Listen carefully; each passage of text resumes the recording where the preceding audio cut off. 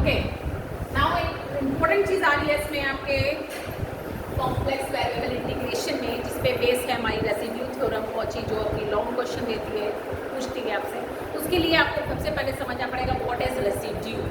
ठीक है, अभी तक आपने ये फंक्शन पढ़ा था, ठीक है, किसी भी फंक्शन को इस रूप में दे सकते हो, ये इसका प्रिंसिपल पार्ट होता है, इसी से हम सिंगुलरिटी चेक करते हैं। जब सिंगुलरिटी आ जाती है कि पोल आ जाता है, तब जब पोल आ जाता है तो वहाँ पे आता है एक वर्ड सिंगुलर रेसिड्यू। ठीक है, रेसिड्यू हमेशा पोल पे होता है, इस बात को समझ लीजिए। पोल मतलब finite number of terms in principle part. जब पोल लिख दिया मतलब finite number of parts in principle part. ये बात सबको समझ में आती है। तो अब इसमें अच्छा an और bn क्या होते हैं? an ये होता है, bn ये होता है, ये an होता है और ये bn होता है। ठीक है, ये कोई आपका याद करने का मतलब कि आपको जरूरी नहीं इसको याद करने का यूज नहीं है, बस इतना समझ लो bn में अगर b1 n बराबर 1 रख दो तो ये b1 है, यही b1 हमारा रेसिड्यू है। ठीक है, लेकिन अगर आपको ऐसे नहीं समझ में आ रहा होगा, फिर आप इसको ओपन करोगे तो क्या होगा? पहला a0 होगा, दूसरा a1 z माइनस a, तीसरा ऐसे करके सो ऑन। यहाँ से करोगे तो b1 आएगा अपॉन z माइनस a आएगा, प्लस b2 आएगा z माइनस a का, एंड सो ऑन। ये जो b1 है इसी को कहते हैं रेसिड्यू एट पोल। लेकिन पोल के लिए ये क्या होना चाहिए? फिक्स। लेकिन पोल में फाइनाइट पार्ट होते हैं ना, जब पोल होगा तो मान लीजिए b1 b2 तक गया, तो b1 जो होता है वो रेसिड्यू होता है। एग्जाम्पल के तौर पे ये समझिए कि जैसे कि मान लीजिए fz इज इक्वल टू ये लिखा है 1 minus z square 2 upon z minus a। ये कोई फंक्शन है, z बराबर a पे इसकी सिंगुलरिटी है पोल। सिंगुलरिटी कैसी है? पोल, क्योंकि फाइनाइट नंबर ऑफ टर्म्स है ना। अगर आपसे पूछा जाए इसका रेसिड्यू क्या है तो आप कहोगे इसका रेसिड्यू 2। क्यों? 2 क्या है? Coefficient of first term of principal part. Got it? समझ में आ गया? कोई कंफ्यूजन नहीं? चलिए आगे बढ़ते हैं। इसे रेसिड्यू कहते हैं। और b1 ये तो बेमतलब का है, लिख दिया है, लेकिन काम आपका यही आने वाला है। ठीक है, अब इसी को हम कंटिन्यू करते हैं।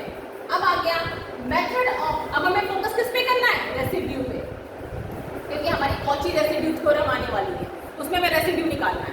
ठीक, अब methods of finding out residues कैसे निकालते हैं। ठीक, तो अच्छा एक चीज समझिएगा, जैसे यहाँ पे डबल ऑर्डर का, 2 ऑर्डर का पोल, क्योंकि हाईएस्ट ऑर्डर कितना है इसका? 2।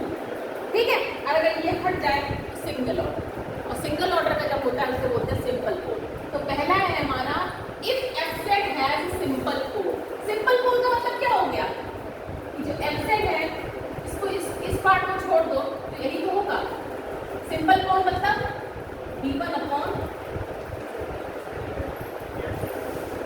यही तो होगा ना। अब देखिए आपको क्या निकालना है?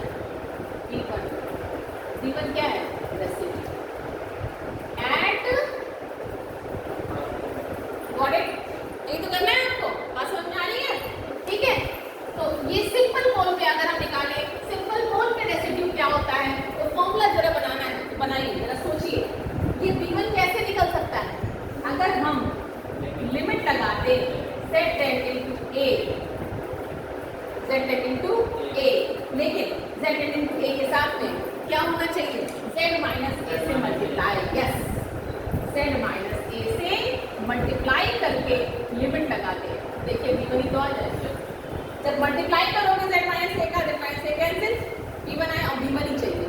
तो ये फॉर्मूला बन गया रेसिड्यू एट सिंपल पोल।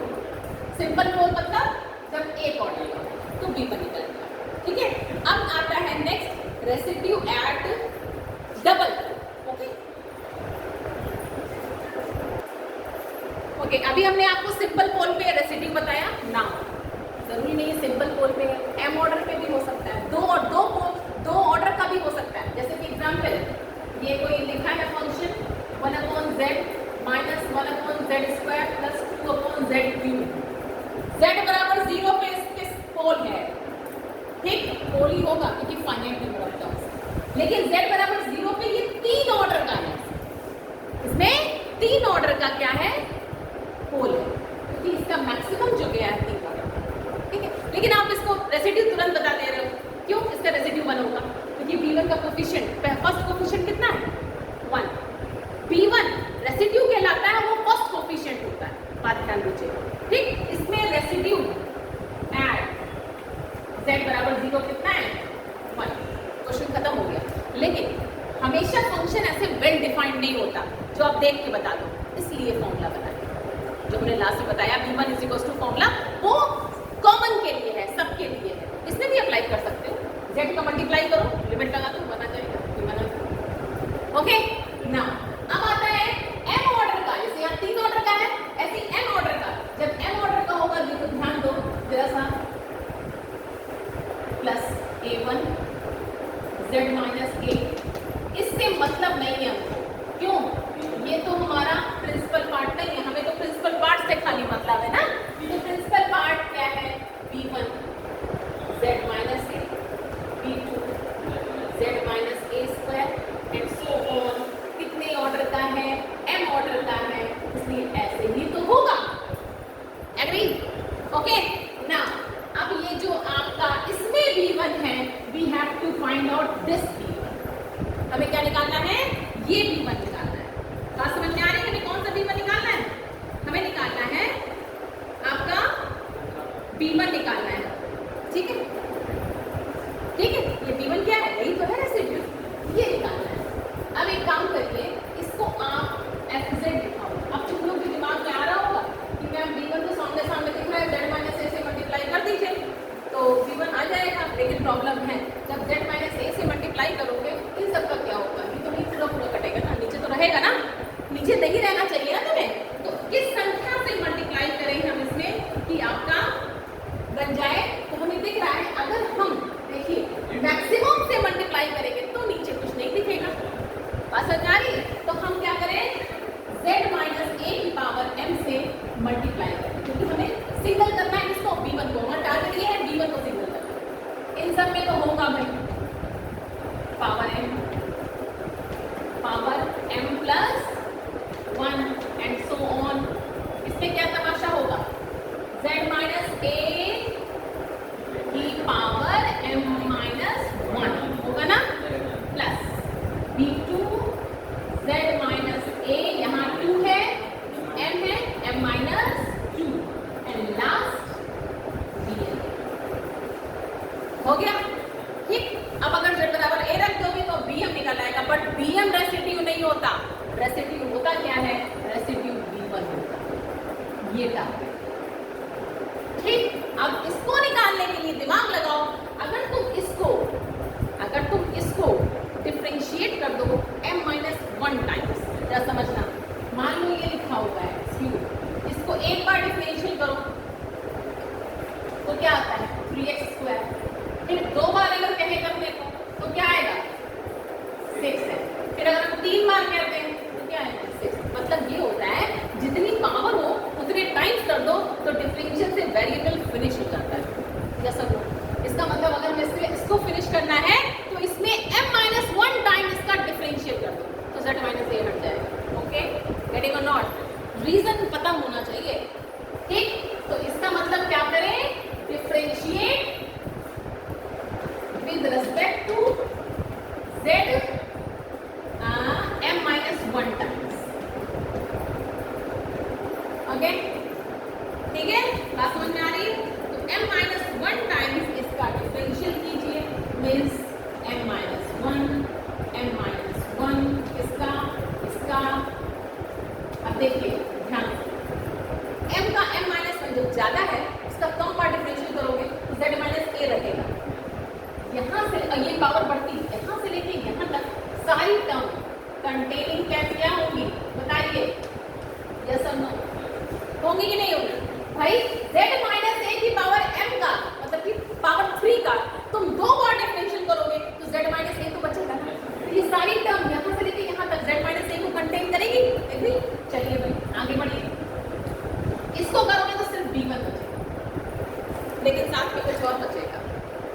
क्या बताइए, अभी आपने समझा था एक्स क्यूब का 3 बार डिफरेंशियल कर रहे थे तो कुछ आया 3 फैक्टोरियल 6 आया था ना,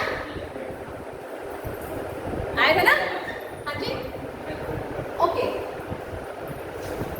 6 आया था, ओके। तो इसका मतलब जितनी पावर होती है उतने टाइम्स अगर करते हो तो उतना फैक्टोरियल आता है। सिंपल बात समझ आई। m-1 पावर थी, m-1 टाइम्स कर रहे हो तो m-1 फैक्टोरियल आएगा कि नहीं आएगा? और बाकी सब में ये देखो m-2 क्या है, कम है, सब क्या हो जाएंगे, जीरो। क्योंकि अगर पावर 2 है, यहाँ पावर 2 कर दो तो इसका डिफरेंशियल जीरो होता है कि नहीं होता है? होता है ना? तो ये सब जीरो होगी। अब क्या करो, अब तुम्हारा टारगेट क्या है, P1 को निकालना। तो ये आ रहा है, z बराबर a रख दो, z बराबर लिमिट लगा दो, z बराबर a, ये क्या हो गया, जीरो। बचा क्या, P1 बचा, इसको इधर ले आओ, आ गया फॉर्मूला। तो P1 का फॉर्मूला आ गया ये, मजा आया कि नहीं है? नहीं आया तो पैसे वापस। हाँ, तो ये B1 मतलब कि अगर m ऑर्डर का होल है तो उसका रेसिड्यू होता है 1/m-1 factorial limit z tending to a